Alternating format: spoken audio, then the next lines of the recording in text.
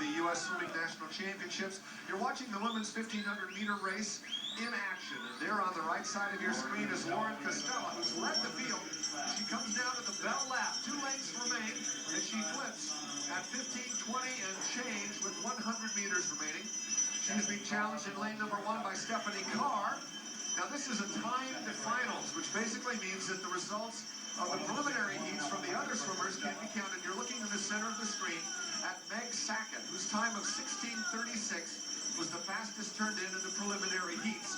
So legally, she could win this race from the sidelines. But she won't. She won't. Lauren Costella's having a really good swim right now. Really, from beginning to finish, John, we've watched this race, and she took command very early and has been very consistent on all her 100 splits. 105.8, 105.7, really consistent all the way through. Now, she's fallen off a little bit this last 200 or 300 meters, but she's built such a huge lead over Stephanie Carr. It doesn't matter at this point. She's still going to win by over body length. Lauren Costella finished 4th in the 800-meter distance earlier in the meet, was 5th in this event at the Spring Nationals this year. On the far side, Stephanie Carr, a 15-year-old from the Bull Sharks, is making a rush, but the national title will go to Lauren Costella, a 16-year-old representing the Carson Tiger Sharks. Her time, 16:26 and change.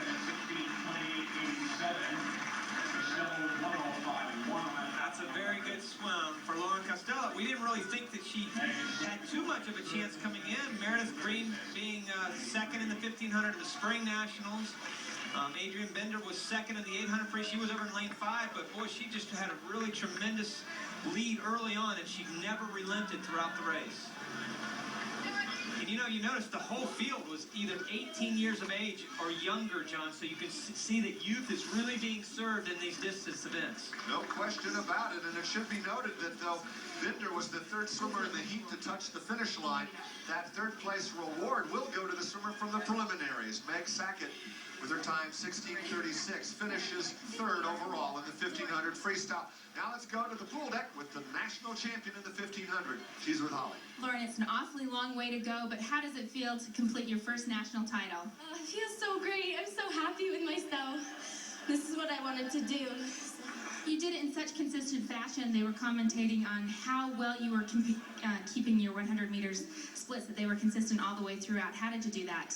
It's just a lot of practice. Keeping it consistent in practice and racing all the time, so. Well, congratulations. Thank you.